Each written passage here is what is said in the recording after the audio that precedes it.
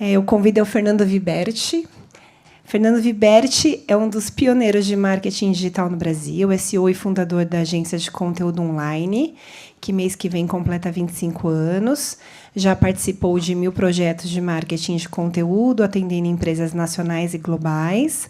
É formado em jornalismo, palestrante e facilitador em cursos e treinamentos do mercado digital. É também um dos fundadores aí da Anamid e líder do Comitê de Marketing de Conteúdo. Pode ficar à vontade, Viberti, para ocupar o seu lugar aí na plateia. Vou chamar a querida Ana aí na sequência. A Ana Bambrilla é jornalista, doutora em comunicação social, com ênfase, eu não quero ficar na frente dela, com ênfase em comportamento de consumo, audiências e conteúdo digital. Atuou nas áreas de inovação e estratégia digital da Editora Globo, Editora Abril, foi editora de mídias sociais do Portal Terra. Na academia, lecionou em cursos de graduação e pós-graduação em vários estados brasileiros. Inclusive, eu fui aluna da Ana em um passado um pouquinho distante ainda, Ana. E ela também atuou na American University em Dubai, nos Emirados Árabes Unidos, onde viveu por 1 ano. Morou em Buenos Aires, onde fez doutorado pela Universidade Austral. Atualmente ministra cursos em Company e em educação executiva, além de ser gestora do setor de comunicação do Tribunal de Contas do município de São Paulo. Então, a Ana, além de uma representante da academia, também traz um pouco a perspectiva da área pública, que é muito legal aqui para a gente. Bem-vinda, Ana. Obrigada por ter aceitado o convite. A Daniela Azevedo é Head de Growth e Marketing Digital no Great Place to Work. Há mais de 7 anos atua com marketing digital e marketing de conteúdo. Então, ela também traz uma visão muito interessante que alia aí o marketing de conteúdo à área de recursos humanos, inclusive, né? Administradora formada pela UFJF, tem MBA em Marketing. Bem-vinda, Daniela. E o Maurício Castro, muito prazer, Maurício, obrigada por aceitar o convite. É CMO da Paquetá, é uma fintech na área de empréstimo consignado. O executivo tem larga experiência em liderar projetos de marketing e tecnologia. Já atuou na liderança de empresas brasileiras e globais. Foi fundador de uma das primeiras empresas de marketing digital do Brasil, adquirida pelo grupo Omnicom, que passou a fazer parte da HarperCollins Worldwide. É isso? Tem mestrado em Marketing e MBA, professor da Universidade de São Paulo, na FIA, na USP, é também mentor pro bono para startups. Então, a gente só tem fera aqui no palco. Gente, bom painel para vocês. Obrigada.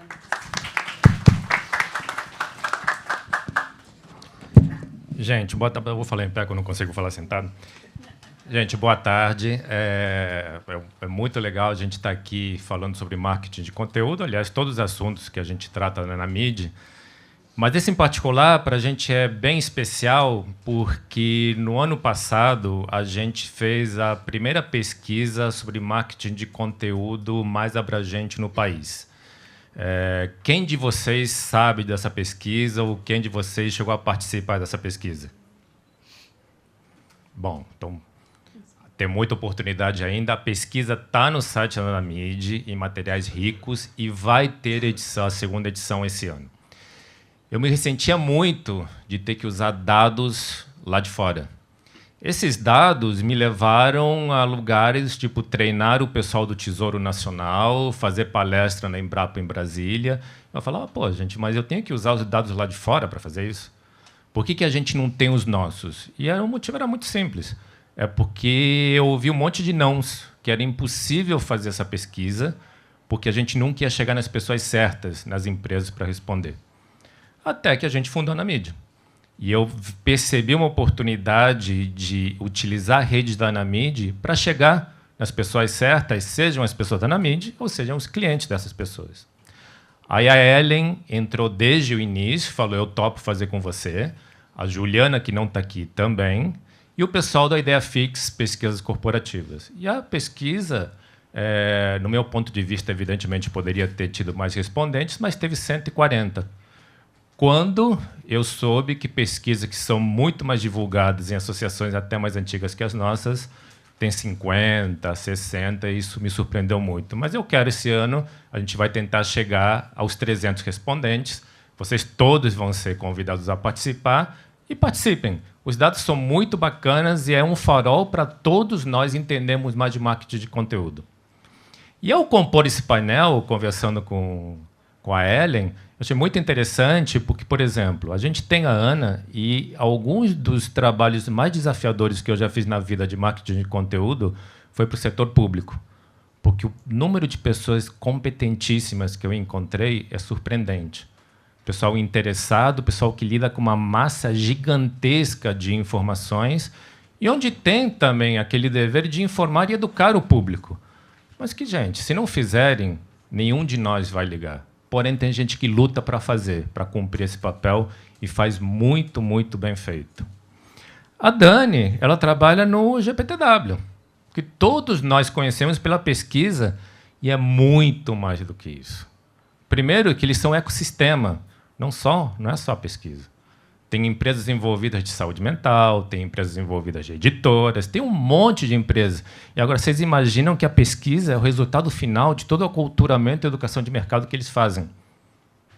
E o Maurício, que a gente se conhece há um tempão, foi um cara que chegou lá na Atento, quando ele era diretor de inovação, e teve um desafio muito grande na Atento, que era explicar para o pessoal que a Atento era uma empresa, a partir daquele momento, de inteligência artificial no atendimento a cliente.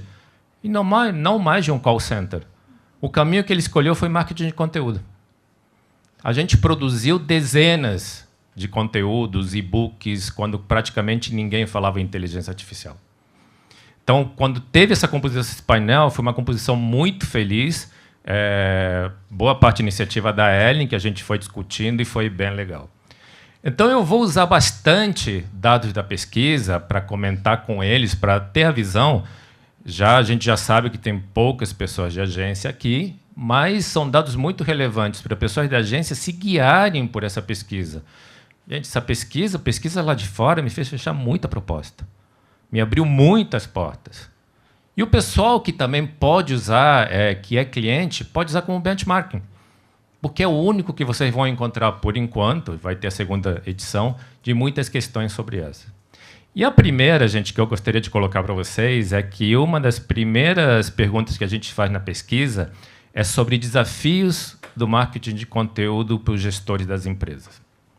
A gente não está falando ainda em tendências, que a gente vai chegar um pouco mais lá no final, porque quando a gente vê alguma coisa de tendência, geralmente é formato de conteúdo. A tendência é vídeos curtos. A tendência é vídeos curtos há mais ou menos uns 25 anos. A tendência, não sei o que... Não, mas, ok, isso são formatos de conteúdo, não tendências. Mas uma tendência que eu venho olhando é que os gestores das empresas têm reclamações cada vez mais da falta de estratégia de fornecedores. Tem reclamações cada vez maiores da superficialidade das estratégias e dos próprios conteúdos que estão sendo entregues. Então, eu gostaria de saber de vocês três, que são gestores, que contratam, muitas vezes contratam mais, contratam menos. Eu queria entender de vocês quais são os desafios que vocês enfrentam no dia a dia para que uma estratégia de marketing de conteúdo, que eu sei que vocês três têm essa noção bem clara de onde ela pode chegar, para que ela seja efetivamente eficiente. Começo já eu? Vou dar uma alfabética. Nossa, isso não dá para negar, né? Muito obrigada, Fernando, obrigada. Ellen, todos vocês, boa tarde, gente. Puxa, sabe, Fernando, que quando tu comentou, né, a gente vai falar da pesquisa e tal, eu dei uma olhada em casa, eu tinha até preparado uma outra estrutura de conversa com vocês e capturei algumas telas dessa pesquisa, e essa pergunta, justamente, que o Fernando trouxe, foi uma das duas que eu trouxe aqui para a minha pseudo-apresentação. Então, na minha cola, é justamente onde ele fala, né, quais são as maiores dificuldades que o setor tem, né, para enfrentar, para contratar esse marketing digital, esse marketing de conteúdo. E aí muito aparece, as principais, maior quantidade das respostas, né, está dentro do budget, que geralmente é insuficiente, não sei se depois você vai detalhar mais, possivelmente, Fernando, e da comprovação de resultados. Então, aqui a gente está falando um pouco de métricas e a gente está falando de conversão, né? Então, são duas variáveis, né, que estão sempre ali rondando o nosso negócio, a nossa atividade diária, o pedido do cliente, e que é muito difícil de a gente comprovar isso em termos efetivos, a menos que tu seja um e-commerce. Bom, aí a gente começa a olhar por outro lado, porque tu tem um funil de vendas muito definido, tu tem uma conversão muito precisa, que isso também gera um ROI muito claro. Agora, quando a gente está falando de um conteúdo que não está necessariamente vinculado a um link que vai levar para uma página efetiva, né, para um carrinho de compras, a coisa começa a complicar. Né? E isso foi toda a minha vida, porque eu venho da indústria jornalística, né? E antes a colega até fez uma pergunta envolvendo o jornalismo. A gente já vem, na verdade, de um ambiente muito difuso em termos de métricas, né? De resultado, de comprovação de resultados. E aí, gente, por muitos anos, todas essas empresas onde eu trabalhei, a meta principal era o quê? Page view. Porque ali se traduzia por publicidade, enfim, a gente sabe que é um modelo que não funciona mais. E aí aproveito para mencionar uma outra pesquisa que eu vi semana retrasada, dia 7, que foi dia do jornalista, né? A Mega Brasil Eventos publicou uma pesquisa somente com jornalistas, né? E fez uma série de perguntas envolvendo inteligência artificial, né? Uma delas lá era se você já utiliza a inteligência artificial. Uma pergunta parecida com a que o Gás comentou antes no painel anterior, e muita gente aqui dessa sala levantou a mão. E aí ele disse, não, legal, bacana. Então, mesma coisa, nessa pesquisa, acho que 62% dos jornalistas hoje atuantes em veículos e assessorias de imprensa usam inteligência artificial. Nessa mesma pesquisa, quando eles são perguntados se a inteligência artificial vai diminuir as vagas de trabalho, 70% dizem que sim. Então, aquela coisa de tem lugar para todo mundo, cadê o Gás? Ele que vai depois puxar minha orelha, acho que no final da palestra, mas eu discordo. Não tem. A inteligência artificial ela realmente está trazendo um problema muito concreto para a gente, né? E esse problema ele reside muito na forma de a gente se relacionar. Né? E aqui é um relacionamento não somente o cliente e a agência, é um relacionamento mais humano. E aí, se tu me permitir, antes de passar para eles, eu só queria assim, fazer uma breve parábola aqui, digamos, né? Que eu acho que esse relacionamento ele está muito na forma como a gente absorve esse conteúdo. Tá?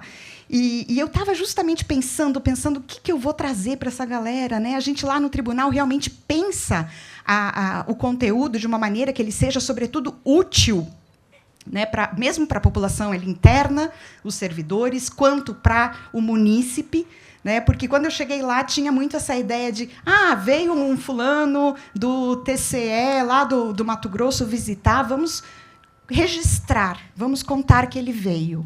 Tá, mas para quem é importante isso? É importante para o fulano, talvez para a mãe do fulano e para quem recebeu ele, ponto.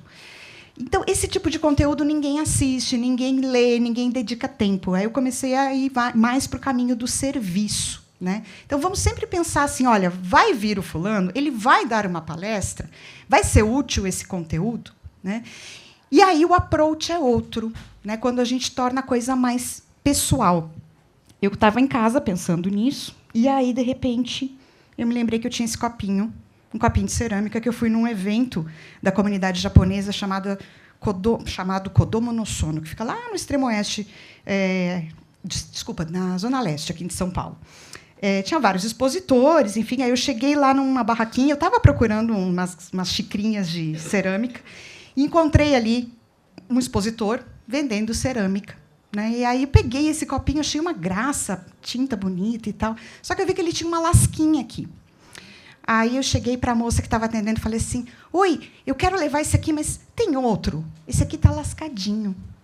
Aí ela começou a falar com a outra pessoa, fuçar na bolsa e tal. Ela não achava, ela não me dizia nada. Aí, enquanto isso, eu achei um outro copinho, que eu achei uma graça também. Falei, nossa, olha aqui, ele tem até uma forma assim do dedo, né, de a gente pegar com a mão, assim, ficou tão anatômico, né? Aí eu olhei para ela e perguntei, tem mais desse? E ela assim, então, sabe o que é? é que quem faz aqui as nossas cerâmicas são os nossos alunos, que são portadores de síndrome de Down. E cada cerâmica é única. Eu não preciso dizer para vocês que eu quis me enfiar debaixo da mesa e que, ao mesmo tempo, esses copinhos aqui eles ganharam um significado tremendo para mim. Eles passaram a ser muito mais do que copinhos, eles passaram a ser realizações, né, daquelas pessoas que fizeram, e isso eu identifiquei como o tal do Talma, que é aí que eu queria chegar com vocês. O Talma é um conceito lá da filosofia, mas é a nossa capacidade humana de a gente olhar para um conteúdo, de olhar para um objeto, de olhar, ou melhor, de ouvir uma música, de ver uma imagem e de a gente se admirar. Ali eu percebi o quê? Que quando a gente fala em conteúdo hoje em dia, é uma sobrecarga tamanha, e nós, como indivíduos, né, temos ainda 24 horas no dia, né? Nós, como profissionais, temos muito trabalho para fazer, que está faltando a gente se impressionar, está faltando a gente se permitir esse momento de uau! Né? Então, talvez, aqui, tentando responder, voltar à resposta que eu devia para o Fernando, o desafio nosso, dentro dessa área, né, para contratar uma agência, né, talvez contratar as pessoas dessa agência, e também para conquistar a atenção das pessoas. Está muito mais na nossa capacidade de gerar esse uau! Porque isso a inteligência artificial ainda não vai conseguir fazer tão cedo. Certo, Fernando? Isso, eu não sei se vocês concordam, vocês podem discordar de mim, mas agora eu quero também ouvir a Daniela. Vamos lá. Boa tarde, gente. Primeiramente, obrigada, Fernando, equipe, pelo convite. É uma honra estar aqui com vocês, dividindo, né, com a Ana, Maurício e o próprio Fernando. E, antes de mais nada, já estou reflexiva, Ana. Já estou super reflexiva, né? Exato. E já estou levando aqui uma lição, né, super valiosa. Obrigada. Que lindo. E aí, gente, assim, Fernando, tenho vários desafios. Eu tive que escolher alguns, senão eu passaria aqui muitos minutos falando de desafios, né, gente? E o Fernando trouxe, né, esse desafio sobre a qualidade dos conteúdos, a adaptação dos conteúdos quanto ao negócio, quanto à necessidade do negócio, do público-alvo. Eu sofro tudo isso. Eu, minha equipe, né, Lari? Lari está aqui. A gente sofre tudo isso. Mas, além disso, vou trazer mais 2 pontos, né? Não sei o quanto vocês também se identificam, tá? Acho que o primeiro, gente, falando da estratégia de marketing de conteúdo, né? Um dos desafios que eu sinto é quanto à velocidade de adaptação da estratégia. Por que eu estou falando isso? Como o Fernando apresentou aqui o GPTW, né, nós somos hoje um ecossistema, né? E aí, uma das nossas características é ser uma organização altamente dinâmica, é ser uma organização inovadora, que está muito atento para fora, muito atento para o que o mercado está pedindo, está falando, né? A gente está presente no Brasil há quase 30 anos, então a gente precisa constantemente se reinventar, né? Todas as nossas pessoas hoje elas têm na veia um espírito empreendedor. E aí, gente, levando tudo isso em conta, e levando em conta também que o mundo está mudando muito rápido, eu sofro um pouco, gente, com a velocidade, né, de adaptação, de mudança da estratégia de marketing de conteúdo, principalmente quando se trata a artigos. Né, de artigos. Então, hoje, a gente tem produção de conteúdo interna, mas a maior parte dos nossos conteúdos vem de uma produção externa. Né? E quando está dentro de casa, é um pouco mais fácil. Né? Mas, quando está para fora, realmente, assim, a gente sofre um pouco. É um pouco mais demorado. Até por conta disso, a gente não tem uma estratégia de conteúdo super estruturada, né? A gente tem ali uma estratégia estruturada, tem até na pesquisa, né, esse dado, essa questão de quão estruturada é a sua estratégia, né? E eu me encaixo ali em quase 50% dos respondentes, 46% fala, se eu não me engano, tá, gente? Se minha memória não estiver falhando, mas fala ali que eles possuem uma estratégia estruturada, que é o nosso caso. Né? E, então, a gente precisa ter um norte, mas a gente também precisa ter muita artimanhas ali no dia a dia, recurso para a gente também se adaptar e mudar muito rápido. E, além disso, um outro desafio é também relacionado a métricas. Né? Mas é um pouco diferente. No meu caso, no nosso caso aqui de GPTW, é um pouco diferente do ponto que a Ana trouxe. Né? Então, quando eu entrei no GPTW, há 5 anos atrás, né, a estratégia de marketing de conteúdo ela já existia, a estratégia de marketing digital também, mas tinha muita oportunidade de estruturação, de organização, de revisão de processos, de definições.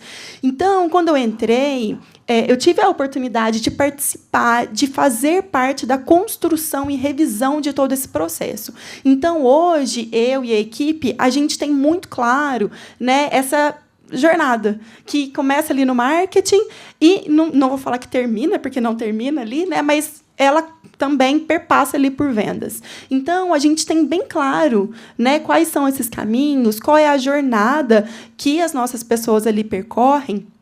Mas, gente, então a gente consegue metrificar. Né? Eu sei hoje que o conteúdo representa 50% da nossa receita proveniente da estratégia de marketing digital. E hoje essa estratégia digital é a estratégia mais representativa para a gente em geração de receita de novos negócios. Então, assim, para mim é muito claro. Né? Eu consigo levar para o board, eu consigo levar para a Tati, que é a nossa CEO, a representatividade da estratégia, o impacto. Quando a gente está conversando sobre onde investir, o que investir, o que a gente está precisando olhar agora. Para mim, é muito claro. Só que tem um porém. E para levantar esses dados, gente? Não sei vocês aí. Né? Quem consegue metrificar e quando metrifica, como vocês fazem? Mas, assim, gente, é muito trabalhoso. Então, hoje, um dos desafios, né, que a gente tem, que eu tenho, é a automatização, né, a facilidade de acesso a esses dados. Então, eu preciso consultar o CRM, eu preciso consultar a plataforma de automação, eu preciso olhar para a jornada dos nossos leads. É um processo extremamente manual. Eu olho um por um e, por conta disso, eu faço essa análise trimestralmente. Né? Eu não consigo fazer mensalmente, a equipe também não consegue, mas, assim, a gente consegue analisar, mas a facilidade de acesso a esses dados é um grande desafio. E aí, Maurício? Fala você agora para a gente. Maurício, só deixa eu fazer um comentário, que isso é um dado que a Dani trouxe bem interessante. Eu conheço a estrutura comercial deles. Todo mundo recebe alguém do GPTW. Eu, inclusive, fiz algumas consultorias para eles. E quando eu falava, se eu era da conteúdo online, X, gente. Agora, eu falava que era do GPTW, eu falava com quem eu quisesse. E a Dani está falando que o canal de comunicação de marketing digital deles é responsável por a maior parte da receita do grupo, do ecossistema. Isso é um dado que eu não sabia e isso é extremamente interessante, porque eu sei como é que é a equipe comercial dele e o esforço todo que eles fazem. Foi bem legal você falar isso. Sim, e aí, só antes de passar a bola, tá, Maurício? Só para fechar aqui, quando eu falo de 50%, né, não é somente de artigos, né? Então, são todos os tipos de conteúdo. É o que o pessoal estava falando aqui no painel anterior, né? Quando a gente fala de marketing de conteúdo, isso inclui também, né, o conteúdo para as mídias e outros formatos. Então, aqui é somando todos. Mas o formato conteúdo é o mais representativo deles, é 30%. Boa tarde, pessoal. Obrigado, Fernando, pelo convite. Obrigado, Daniela, Ana, por participar junto aqui. Muito legal o que vocês falaram, bem inspirador, muito bacana mesmo. E é um prazer falar esse assunto com vocês. Conteúdo é o meu assunto preferido dentro da disciplina de marketing, né? Tem N assuntos dentro de marketing. Eu gosto mais de conteúdo, já trabalhei em todos, enfim. Já estive dos dois lados da mesa, fui agência há mais de 30 anos, fui cliente, enfim, estive dos dois lados há muito tempo. E E aí, entrando na questão do desafio, né, de quando se fala de conteúdo, para mim, o primeiro é responder a pergunta do que a gente está falando. Por que eu estou falando isso? Que perspectiva? Qualquer nova disciplina vai encontrando desdobramentos ao longo do tempo e outros assuntos vão entrando dentro daquela disciplina, e hoje conteúdo é uma palavra que cabe muita coisa embaixo dela. Cabe muita coisa. As mais recentes são a questão de ele conectado com a internet, conectado com growth, com SEO, com SEO, enfim. Mas é uma disciplina muito mais abrangente do que isso. É uma das minhas preferidas, que eu gosto bastante. Então, colocando em perspectiva isso do que a gente está falando, pegando dois extremos. Tem aquele conteúdo que a gente viu bastante aqui hoje, que é aquele conteúdo que se usa mais hoje, que você tem dentro de um squad, que é nervoso, que você está ali no dia a dia, no choque ali, se eu mudar essa palavra, eu gerei mais resultado, que métrica que eu vou olhar, que eu vou olhar, como que gera resultado, que é importantíssimo, é super relevante e faz todo sentido. Mas existe um outro conteúdo que é associado à construção de marca, que é muito mais consistente, que é muito maior e que não é mais importante ou menos, mas ele tem que estar por trás do primeiro. E aí, fazendo uma provocação, conteúdo é muito mais antigo do que marketing digital. E vou dizer outra coisa, conteúdo é muito mais antigo do que marketing. Conteúdo é muito mais antigo do que marketing. Se pegando uma perspectiva para dar para vocês, um dos primeiros cases que eu vi de conteúdo é de 1850, da John Deere, que fazia revistas para falar sobre os tratores dela para o pessoal do campo. Ela produzia revistas que falavam conteúdo relevante e falava sobre informações sobre os tratores dentro dela. Vindo um pouquinho mais para frente, 1900, Guia Michelin. Todo mundo conhece o Guia Michelin? Então, é de 1900. Foi criado para a pessoa ir naqueles lugares e de carro gastar pneu através de conteúdo. E eles criaram padrões que, para você ter ideia, as placas são verdes no mundo inteiro hoje por causa que foi um código desenvolvido pelo Guia Michelin lá atrás. Para vocês terem ideia de onde a gente está falando. Aí vem um pouco mais para frente, década de 30, soap operas. Todo mundo sabe as soap operas? Né? Que são as novelas nos Estados Unidos. Sabem por que elas chamam soap operas? Porque elas foram todas desenvolvidas pela Procter & Gamble, que eram novelas de rádio para poder divulgar os seus produtos, detergentes, sabão e todos os produtos dele. Por isso que chama soap opera. Não existia o advertising, não existia marketing. Philip Kotler é da década de 70, se eu não me engano. Não existia, então tinha soap operas. Então a gente pega no Brasil, em 1940, Repórter Esso. Repórter Esso era um programa de rádio que divulgava a marca para todo mundo através de conteúdo relevante. Era tão consistente que se dizia na época que a guerra acabou, a Segunda Guerra Mundial acabou depois que o Repórter Esso notificou. Depois que ele divulgou é que ela acabou. Ficava uma brincadeira que se fazia na época. Era testemunho ocular da história, enfim. Então, o conteúdo é muito mais antigo. Aí, aonde que o conteúdo parou de ser relevante? Teve um momento. Foi com o advertising. Quando surgiu o advertising, por exemplo, não fazia mais sentido a Procter & Gamble fazer uma novela inteira, uma soap opera, para poder divulgar seus produtos. Ela tinha propaganda de 30 segundos que ela podia pôr um pouco na novela, um pouco no esporte, um pouco no jornalismo, e aí isso diminuiu muito a produção de conteúdo no mundo inteiro. Até os anos 90. Nos anos 90, aí surgiram os gravadores digitais, que as pessoas gravavam a programação de TV para ver quando chegava em casa e pulavam os comerciais, e na década de 2000 a internet. Aí acabou porque ninguém vai parar para assistir propaganda, ninguém quer ver. As pessoas pulam a propaganda e vê só o que elas querem. E ali na década de 90 que ressurgiu o marketing de conteúdo, aí a frase famosa do mundo do marketing, content is the king, e voltou para frente. E faz todo sentido. Que tem um autor que fala que não tem nada mais óbvio do que dizer que uma marca é relevante se ela tiver algo a ser dito. Se ela não tiver nada a dizer, ninguém quer ouvir. E aí o marketing de conteúdo cresceu, aí veio a internet, e hoje uma das aplicações do conteúdo é essa que a gente vê nos squads, que é para gerar resultado, que é para gerar SEO, para gerar tudo isso. Mas aonde que as coisas se conectam? Ainda existem grandes projetos de conteúdo, de branded content, que as marcas se apoiam para fazer grandes projetos. Eu posso depois contar alguns casos que eu já participei. Mutante, a gente fez Mutante University, fizemos uma universidade trazendo palestrantes de fora, que até foram convidados pela SPM para vir aqui dar palestra também, o pessoal que a gente trouxe, que é o Hold, por exemplo, que é um dos caras de Customer Experience, de tendência de consumidor. Tudo isso dentro do guarda-chuva de uma empresa que queria se posicionar e ser vista como autoridade em Customer Experience. Na Atento, o case que o Fernando falou agora há pouco, que a gente tinha que se posicionar como empresa de inteligência artificial e Customer Experience, e fez isso através de conteúdo. E tem N casos aí que eu posso dizer, na Paquetá, onde a gente está hoje, a gente fez um projeto de conteúdo sobre saúde financeira, que a gente fez um People Analytics de saúde financeira, com conteúdo associado para melhorar a saúde financeira das pessoas, e foi reconhecido pela Febraban como melhor case de saúde financeira. A gente estava lá no palco da Febraban. Isso é conteúdo. Não é advertising. É conteúdo. É isso que a gente está falando. E onde que as coisas se conectam? Se uma marca tiver uma estratégia de conteúdo bem definida, que fale com o seu público, que posicione sua marca com um projeto grande e relevante, todo o resto vem de carona. Então, por exemplo, aí quando você vai fazer o conteúdo que você tem que desenvolver no Squad para gerar mais SEO, você sabe em que fonte beber. Ele está alinhado, ele está falando a mesma coisa. Então, todos são relevantes. Mas, voltando para a pergunta, quando alguém me fala, vamos fazer conteúdo, eu falo, do que nós estamos falando nessa mesa? Vamos entender. Tem muita possibilidade. Eu enxergo 100 possibilidades de cara. Outro dia eu levantei quantos nomes a disciplina Branded Content tem, ou Content Marketing. Eu levantei 30, assim, rápido. 30 nomes, e que tem pequenas variações. Falei, tá bom, do que nós estamos falando? E aí, a partir daí, a gente consegue desenvolver alguma coisa.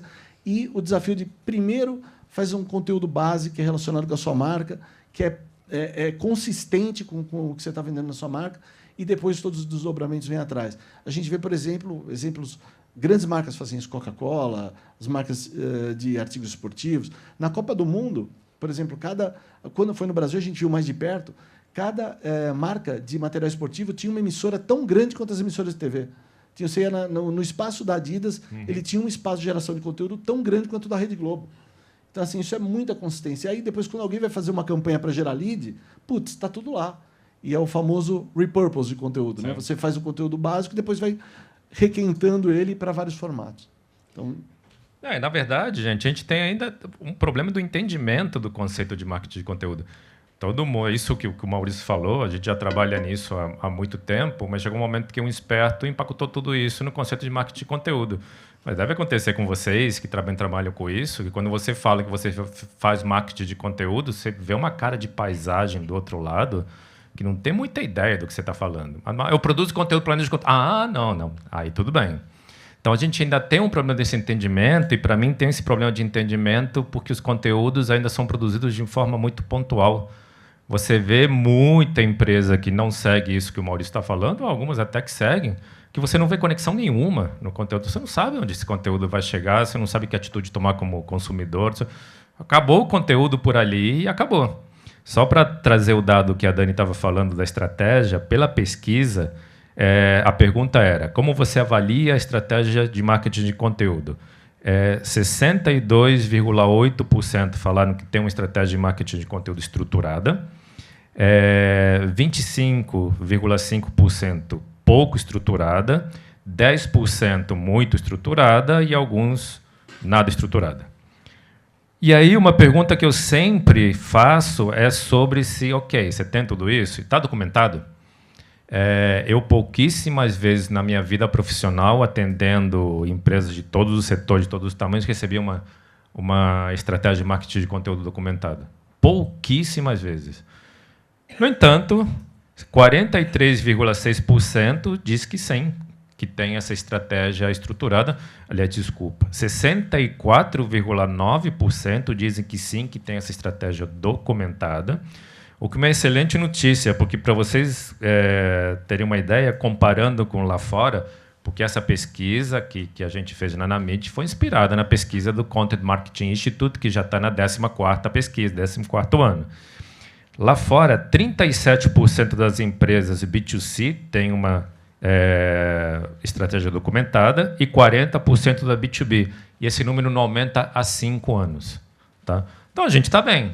Se o pessoal tiver realmente essa pesquisa documentada, é uma excelente notícia. E mais, a Dani falou no tempo de mudança de uma estratégia. A gente também perguntou qual é a periodicidade, com que periodicidade você revisa essa estratégia. 44% semestralmente, 12% anualmente e 43% não tem periodicidade definida. Então, pode ser mais rápido, ou pode até não revisar. Aliás, 2% responderam que não revisam. Então, a gente muda, as coisas mudam tão rápido. A gente está falando de inteligência artificial e tem gente ainda que espera o que aconteceu lá atrás. Gosto muito é amigo de muita gente nossa daqui, do que o Rafael Kiso fala, que não adianta só você ficar olhando para trás nos teus números. Olha para frente e protege, e testa. É isso que a gente faz. Agora, Ana, como eu te falei, eu tenho um fascínio por órgãos públicos, porque realmente eu encontrei gente muito competente. Eu nunca vou esquecer de um workshop que eu fiz no Tesouro Nacional, onde tinha umas 15 pessoas, super participativas, super engajadas. Depois eu fui saber que 8 delas já tinham passado no concurso do Banco Central. E não iam tão mais ali para aplicar aquilo que eu falei. Só que elas queriam levar para o Banco Central exatamente aquilo. E eu queria saber como é que é o teu dia a dia lá, como é que é o dia a dia da tua equipe e quais são as principais, vamos dizer, demandas ou objetivos que vocês têm com essa produção de conteúdo, com essa estratégia de conteúdo. Legal, Fernando. Bom, setor público é a minha primeira experiência em setor público, né? Eu não sou concursada, então eu cheguei lá há pouco tempo e cheguei com a missão de dar uma reviravolta. Não sei que quem já teve contato, né, além do Fernando, com o setor público, é algo tipo um Titanic, né? Uma coisa que para mudar, para dar uma virada assim, demora muito, né? Precisa muitas manobras, enfim. E mais do que isso, né, a gente também lida com uma cultura organizacional que é muito arraigada. Então, chegar lá sem ser uma funcionária efetiva e ainda querer mudar a coisa é muito delicado. Então, a gente não só fez um redesenho de toda a equipe, tentando reacomodar, porque tu também não pode demitir pessoas, né? Tem esse detalhe bem importante, aí a pessoa está ali na tua equipe, não está rendendo, está comprometendo o resultado, e tu tem que estar com a pessoa ali. Então, são várias questões delicadas de administração pessoal, e também, obviamente, de um posicionamento. A gente costuma, né, falar assim, o Tribunal de Contas ele fica ali em Moema, né, na Vila Clementino, e ele fica num terreno que é equivalente a um parque, né? Então, ele fica rodeado de árvores. E aquilo ali contribui, assim, com, né, ditos populares, né, que ajuda a se esconder. Então, a instituição pública, ela, ao contrário, né, de uma empresa privada, ela não tem lá muitos objetivos, né, de se mostrar. Ela só se mostra quando ela é demandada, geralmente numa condição de cobrança pela sociedade civil, pela imprensa, né? E, obviamente, ela precisa se posicionar. Agora, por que esperar chegar uma cobrança para aí ter que reagir, né? Então, o nosso dia a dia lá ele se tornou muito mais ativo do que reativo. Essa foi a grande demanda que eu recebi quando eu cheguei lá. Não só em relação à imprensa, mas também ao posicionamento do veículo em redes sociais, né? Transmissão das sessões plenárias pelo YouTube, responder às pessoas. Então, a gente tem sub-áreas dentro da comunicação. Era imprensa, virou comunicação. Tem uma sub-área de design, uma sub-área de produção audiovisual, outra de redes sociais e a célula de jornalismo. Recentemente, nós fomos unificados com a área de cerimonial. Então, quando eu falo para vocês de a gente despertar o uau nas pessoas, e nosso desafio é ainda maior, porque a gente lida com um assunto duro, árido, né? Quem aqui sabe o que o Tribunal de Contas faz? Aprova as contas da prefeitura, mas, mesmo assim, é complicado, né? E aí a gente também fez, para tentar, né, aproximar do público, fazer com que a nossa imagem não ficasse assim tão dura, tão árida, né, e tão reativa somente num momento de cobrança, né, para que as pessoas, de fato, entendessem que ali não estão apenas funcionários públicos daquele estigma, né, que a gente sabe, é cultural aqui no Brasil, da pessoa que não gosta de trabalhar, que ganha rios de dinheiro, né, que tem estabilidade no cargo, enfim. Eu entrei lá com essa visão, né, que é a visão que eu trouxe da minha criação, né, e por ser a primeira experiência em órgão público. E, de repente, a gente se dá conta que a gente está trabalhando com pessoas extremamente inteligentes. Para entrar no Tribunal de Contas, um auditor ele passa num concurso, num dos concursos públicos mais difíceis do Brasil, né? Hoje em dia tem uma vaga. Hoje em dia teve o último concurso, foi em 2020, que foi uma vaga para 200 candidatos. Então, o que a gente foi se dando conta? Que ali dentro tinha um material humano que era capaz de despertar esse uau na comunidade, para a gente contar as coisas que são feitas ali dentro, que não são só aprovar a conta. Não, a gente faz teste para ver, inclusive, se o tamanho da laranja que vai para a merenda escolar, ele é compatível com o que a prefeitura está pagando. A gente pega um pedaço do asfalto e leva para o laboratório para ver se aquela qualidade da massa asfáltica ela vai aguentar de fato, né? Ou se ela não é uma massa de má qualidade. Enfim, tem tantas outras coisas. A gente vai em hospitais públicos, vai ver se tem máquina de tomografia funcionando ou não, né? Se nas escolas estão distribuindo absorvente para as meninas. Quer dizer, são tantas coisas tão humanas e desempenhadas por pessoas tão qualificadas que trabalham no corpo efetivo do tribunal que a gente resolveu jogar isso para fora. E aí veio um projeto muito bacana que a gente fez durante o ano passado com a TV Cultura, em que nós gravamos, fizemos roteirização, enfim, e gravamos com auditores, né? E esses auditores foram contar as histórias que eles vivem, né? E aí eu acho que também vem um pouco dessa questão do relacionamento que eu falava com vocês. O se relacionar é isso, é a gente trazer a relação, é trazer o elemento humano das empresas, né? Ou, nesse caso, de um órgão público, para dentro do conteúdo. A gente torna aquele conteúdo muito mais humano, portanto, identificável, ou capaz de gerar uma identificação, né, que vai fazer com que aquele conteúdo se fortaleça. Só agora finalizando, mas internamente a gente também tem tentado trabalhar isso.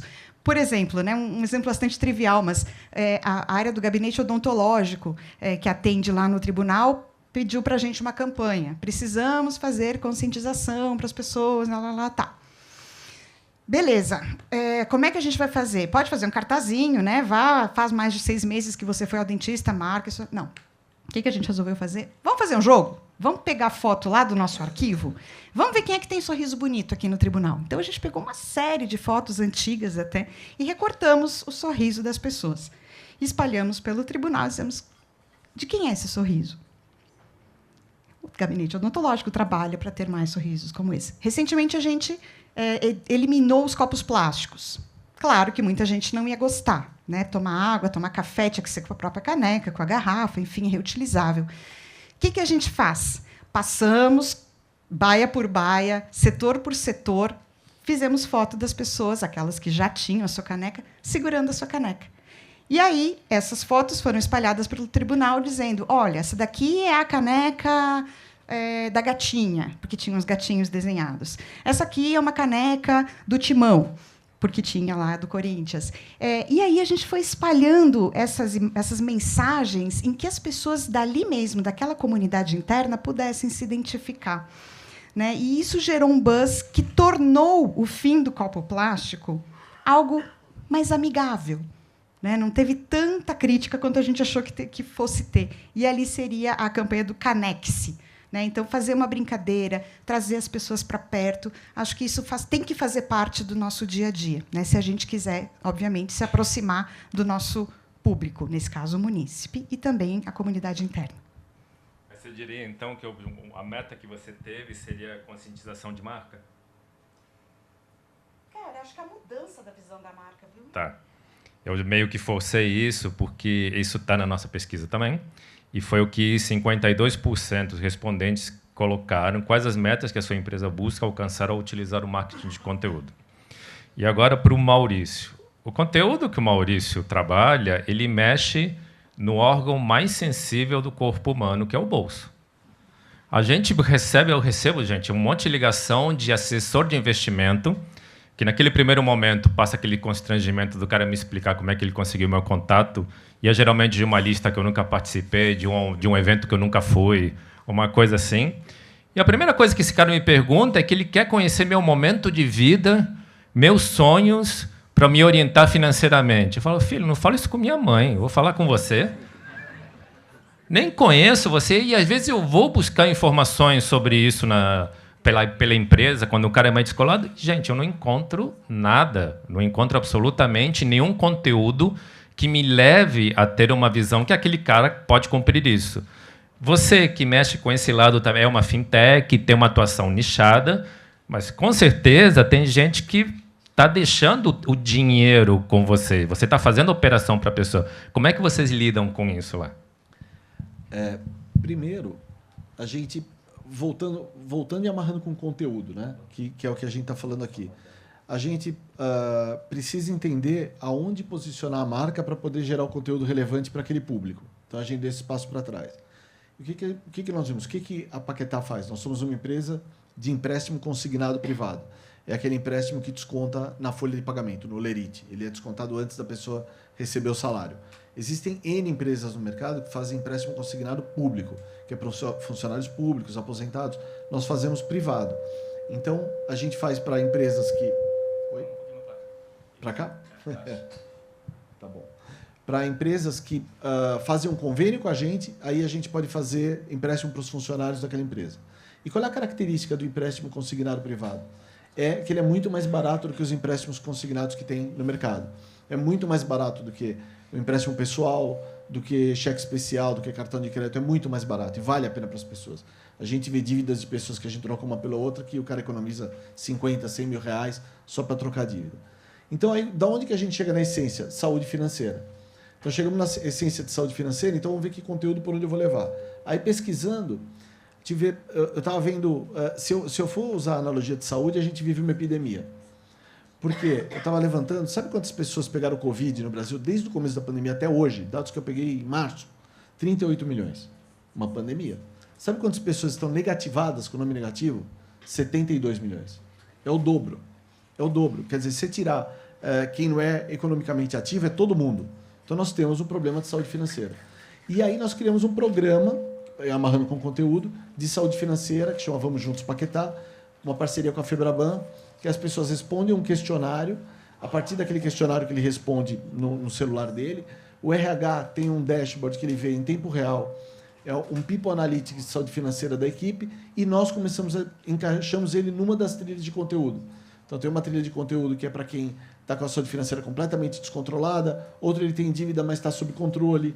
Então, tem várias trilhas de conteúdo e, a partir dali, a gente manda conteúdo e tem um blog. Para quem perdeu determinado conteúdo, ele volta e faz consultas, enfim. E aí, a questão da personalização que você falou, a gente amarra através de banco de dados, de base de dados. Então, a gente tem a base de dados própria do comportamento dele com a gente, e que ele deu opt-in para isso, com outras bases de dados que são públicas, que a gente cruza, e, a partir dali, a gente sabe qual é a melhor oferta para cada pessoa. E aí passa também pela personalização, né? Você fala que eu também... Toda vez que troca o gerente do banco, ele liga para mim e fala: eu queria te conhecer, eu tenho uma oferta só para você. Eu falo: só me responde uma coisa, é da tua campanha do mês? Então não é só para mim. A gente não tem o que conversar. Se é da tua campanha do mês, não é só para mim. Mas é através de dados. No fim, é tudo através de dados. Gente, estão me falando que a gente está com o tempo estourado, mas só para... Queria ouvir a Dani no final. Dani, eu estava numa empresa uma vez. Essa empresa não participava da pesquisa de vocês. E eu, ouvindo os gestores dessa empresa, uma empresa muito grande, hoje participa, diz que eles não participavam porque eles achavam que a pesquisa de vocês media coisas como: se você desse um radinho de pilha para o cara da loja do interior, ele ia falar que a empresa era ótima para se trabalhar e ia estar lá. Então, eu imagino que você tem também um desafio muito grande de conscientização dessas empresas do que é a pesquisa, porque a gente conhece a pesquisa bem. E vocês devem ter um trabalho muito grande de vocês gerarem credibilidade para a marca, apesar de tudo que vocês têm, construindo conteúdo e através do conteúdo, né? Total. Super, Fernando. Hoje, né, para a gente, sempre foi e continua sendo o nosso principal objetivo com qualquer conteúdo que a gente produz, né? É a nossa credibilidade, é a nossa autoridade, é a nossa reputação de marca, né? É educação para o mercado também. O GPTW, né, o nosso produto não é um pouco complexo, né? É complexo de entender. É o que você trouxe aqui como exemplo, né? Desse caso, desse gestor, dessa pessoa gestora, né? Então, a gente está constantemente atento a isso, e eu acho até legal aqui de compartilhar com vocês, né? Não sei como que é a rotina de vocês para falar de conteúdo, né? Mas, por exemplo, hoje no GPTW a gente tem uma pessoa analista de conteúdo para olhar para a produção de conteúdo de artigos. Mas a gente tem aqui a nossa especialista ali de conteúdos em mídias, também especialista em branding, a gente tem uma pessoa de comunicação, a gente tem um designer, uma pessoa de growth, e assim vai. Como que a gente faz, gente, para a gente discutir os conteúdos? A gente coloca todo mundo na mesa. A gente fala com todo mundo junto, né? Porque o analista de conteúdo, ele vai ter uma perspectiva, né? Um analista ali de mídias vai ter uma outra perspectiva. A pessoa de branding também, né? Para a gente, GPTW, é fundamental que a gente ouça todas as nossas pessoas, todas as partes, para que a nossa estratégia de conteúdo não fique quebrada, não tenha rupturas, né? E eu falo isso porque em outras organizações, em algumas que são muito grandes, semana passada mesmo, estava conversando com a equipe de growth do RD, né? E aí eles comentaram comigo que as equipes lá são separadas, né? Então, eles têm a equipe de branding e uma equipe só de growth. Eu sei, a estrutura é diferente, a realidade é diferente, o volume é diferente, mas, para a gente, isso é impensável, né? A gente hoje tem todas as equipes juntas, né? A pessoa de geração de demandas, de growth, de mídia, né? Porque a gente precisa, todos nós, a gente precisa estar alinhado ali com o nosso objetivo como negócio, como marca, também de performance, também de geração de demandas. Então, é isso. A nossa pessoa que cuida de performance e de geração de demandas, quando ela vai fazer qualquer ação, pensar em qualquer estratégia, ela tem que levar em consideração também a nossa marca, a nossa credibilidade e assim por diante. Então, é super desafiador. Não é nada fácil, né? E isso também não fica só com o marketing, né? Perpassa por todos os nossos times. Então, a gente, como marketing do GPTW, a gente tem o desafio, né, de falar muito bem para fora e para dentro também. Todas as nossas pessoas ali também são produtoras de conteúdo. A gente também gosta de envolver todas elas. Então, sim, é muito desafiador, não é fácil. Gente, não vou fazer que nem o pessoalzinho de SEO que estourou o tempo demais, entendeu? Mas a gente está aqui fora, principalmente eles, para vocês tirarem a dúvida. A gente agradece demais a participação de vocês. É muito bacana ver um auditório lotado assim de gente tão interessada. E, gente, agradeço vocês três. Sei da rotina de vocês três. Sei que vocês tiveram que mexer na agenda de vocês para estar aqui hoje. Então, agradeço demais, viu?